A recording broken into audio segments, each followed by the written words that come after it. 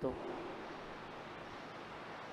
Apat na bagay po ang gusto kong ibahagi sa inyo ngayon. Una ay ano ba yung tinatawag nating ascension, um, yung pag-akyat ng ating Panginoon. Ang pangalawa ay ano yung kaugnayan ng ascension doon sa ipinagdiriwang natin na misa. At pangatlo ay ano yung naging papel ng simbahan, ano yung ascension sa papel ng simbahan. At ang pang-apat ay yung ascension at yung social media. So una po ay ang problema natin sa ascension madalas ay hindi yung hindi pagkakaunawa o yung misunderstanding o yung maling pagkakaunawa, kung hindi yung hindi pagkakaunawa. So ano ba yung ascension? Sa tingin natin, sa ordinaryong pagtingin, yung ascension ay yung pagkawala ng ating Panginoon. So, para bang it's the opposite of Jesus' presence, yung kabaliktaran. So, kung yan ay opposite ng presence ng ating Panginoon, and therefore yan ay absence, yung pagkawala niya sa atin o sa mga alagad. Pero hindi po yun yung misunderstanding, sapagkat yung ascension, nakalagay dyan ay a cloud took him from their sight. Yung a cloud took him from their sight, na yung ulap ay kinuha siya mula sa kanilang paningin nung umakyat, yung pag-akyat. So, anong ibig sabihin nito? Maganda yung mga reflections katulad ni Pope Benedict. Sabi niya na yung pag-akyat sa langit, yung ascension, ay yun yung pagpasok ng ating Panginoong Jesus doon sa divine realm, doon sa divine mystery. So, ano yung kaugnayan ng ulap? Ang ulap in the biblical language is the symbol of the presence of the divine. Kaya naman makikita natin ito sa Old Testament, yung Ark of the Covenant, yung tabernacle, meron laging pillar of cloud by day. So kung may pillar of cloud by day, pag gabi naman, merong pillar of fire. Yung pillar of cloud, ito yung overshadowing ng Diyos, na yun yung pagpapahiwatig ng divine presence.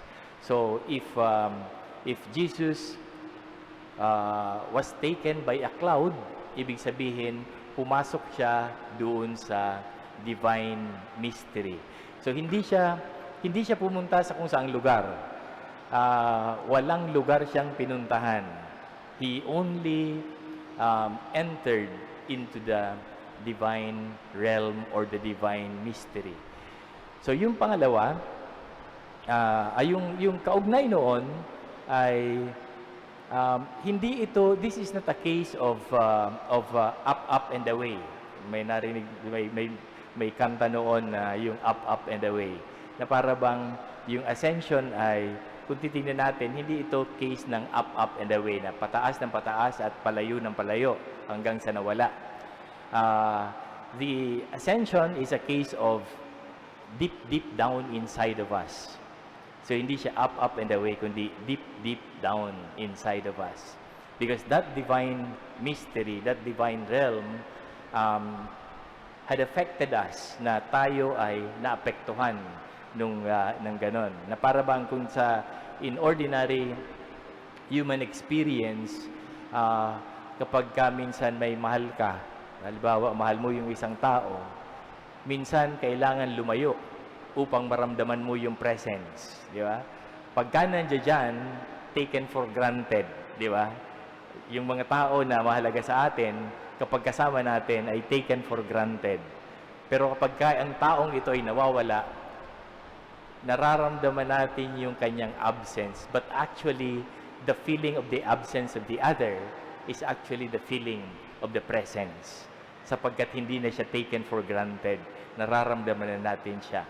And this is the divine mystery of the Ascension. Yung pangalawa na punto ay the connection between the Ascension and the Eucharist.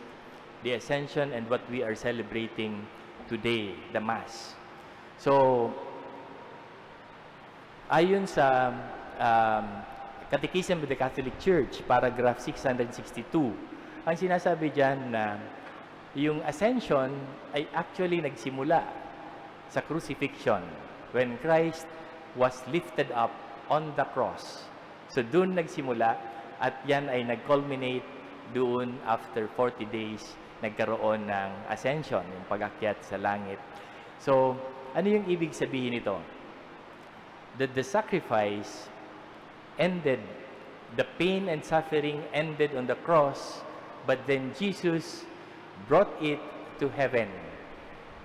Wala nang pain and suffering, but then the sacrifice is still being celebrated by Jesus in the eternal now in heaven. That's the reason kung bakit we do not repeat the Eucharist. Hindi natin pinauulit-ulit yung sacrifice na ginawa 2,000 years ago. Hindi natin inuulit-ulit. We are merely participating in that eternal Eucharist being celebrated by Jesus in heaven. Yun yung sinasabi ng Catechism of the Catholic Church. So, yung Ascension at Eucharistia ay magkaugnay sapagkat yung sakripisyo 2,000 years ago ay dinala through the Ascension, dinala ng ating Panginoon sa langit. And every time we celebrate the Eucharist, we are participating in that perpetual Eucharistic celebration of Jesus in heaven. So, yan yung eternal now.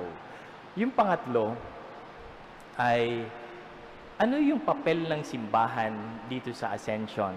Kung mapapansin po natin, yung Ebanghelyo, sinasabi dito, ang wakas ng mabuting balita ng Panginoon ayon kay San Lucas. Saan nagwakas ang Ebanghelyo ni San Lucas? Ito ay nagwakas sa pag-akyat sa langit ng ating Panginoon, yung Ascension. So, dalawa ang libro ni San Lucas na isinulat. Yung una ay yung Ebanghelyo, which is, ang lahat ng mga Gospels is actually the ancient biography of Jesus. Yan yung talambuhay ng ating Panginoon. And ang pangalawang librong sinulat ng sinulat ni San Lucas ay yung Acts of the Apostles. So saan ito nagsimula? Nagsimula yung Acts of the Apostles at ang kwento ng Acts of the Apostles ay kwento tungkol sa simbahan, tungkol sa mga alagad at ang early Christian community. Kung kaya naman, doon sa opening sa Acts of the Apostles na ating narinig kanina sa first reading, sinasabi dito na sa aking unang aklat, mahal na Teopilo. So yung mga scripture scholars ay nagdidebate tungkol dyan. Kung ito ba ay individual na tao, na kaibigan, na ang pangalan ay Teopilo, na kaibigan ni San Lucas, o kaya naman ito ba ay symbolic representation of the Christian community, because Theophilus means the beloved of God or the friend of God. So, ang sabi ng ibang mga scholars, it is more plausible na ito ay para sa the entire Christian community, sapagkat nagbibigay ito ng inspirasyon sa Christian community. So ano ito? Para bang pagkatapos ng papel ng ating Panginoon ay pumasok naman ang papel ng simbahan. Kumbaga sa relay, yung sa race, yung sa track and field merong relay. it's actually a case of passing on the baton. Na yung susunod na runner ay kukunin niya yung baton at tatakbo na rin siya doon sa oval. So, kapag tinignan po natin ito, the ascension and the task of the church is actually in that case, the passing on the baton of Jesus to the church na umalis in their presence pero mas nagkaroon ng presence sa kanilang sarili. That's why I said it's not a case of up and away, but it's a case of deep down inside the heart of those in the church, dun sa early Christian community. Para bang ang analogy maganda rito ay yung ginawa ni Puccini. Si Puccini ay isang Italian composer. Marami siyang mga musikang nalikha. At dalawa sa pinakasikat na nalikha niyang musika ay yung La Boheme at saka yung Madame Butterfly. So ginagawa ito sa opera. At meron siyang dahil siya ay chain smoker siya. So ang naging sakit niya ay cancer of the throat. At habang siya ay nag-undergo ng radiation, ay nagkaroon siya ng bleeding na tuloy-tuloy at yun ang kanyang ikinimatay. But before his death, ang ginagawa niyang musika ay yung Turandot. Turandot is a Persian love story. At habang ginagawa niya ito, namatay siya, so hindi niya natapos yung piyesa. Yung kanyang kaibigan na composer din, si Alfano at si Toscanini, ay ipinagpatuloy yung kanyang sinusulat na musika. At after a year and 5 months nung kanyang kamatayan, natapos yung musika at ginawa nila ito yung performance sa isang premiere sa Scala sa Milan at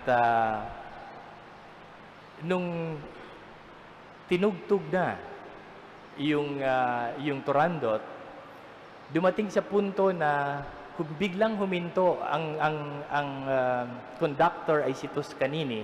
Biglang huminto si Toscanini at sa paghinto niya, hinarap niya yung mga tao at ang sabi niya, "This is where the master ends."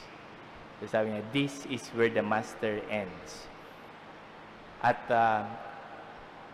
biglang nanahimik ang lahat at pagkatapos ng isang dramatic na katahimikan, sabi ni Toscanini, "This is where his friends begin." Dito nagsimula ang kanyang mga kaibigan. Tapos ipinagpatuloy yung musical piece, itinaas niya yung kanyang baton at pinagpatuloy yung musical piece. So mga kapatid, napakagandang analogy na para bang Jesus passed the baton to the church. And then yung simbahan ang magpapatuloy ng misyon ng ating Panginoon. Na hindi siya humiwalay sa simbahan. Pumasok siya sa kalooban ng bawat alagad sa simbahan. So yun yung napakagandang tingnan. At ang pang-apat na punto ay ano yung connection ng ascension sa social media na atin sanang ginagampanang papel sa simbahan. The social media could be a venue for evangelization. And if it is a venue for evangelization, kailangan nating tingnan na kailangan maging beacon of good news ang media na tayong mga Katoliko, tayong mga Kristiyano ang gumagawa na nagsisilbing liwanag dyan sa social communications upang upang magbigay ng pag-asa sa mga tao. Pero ang napakalaking hamon sa atin ay dahil sa ating pagkamakasarili at kasakiman, ang social media, imbis na good news ang dinadala ay fake news at bad news. In the spirit of the ascension, where Jesus did not go up and away, but deep inside of us.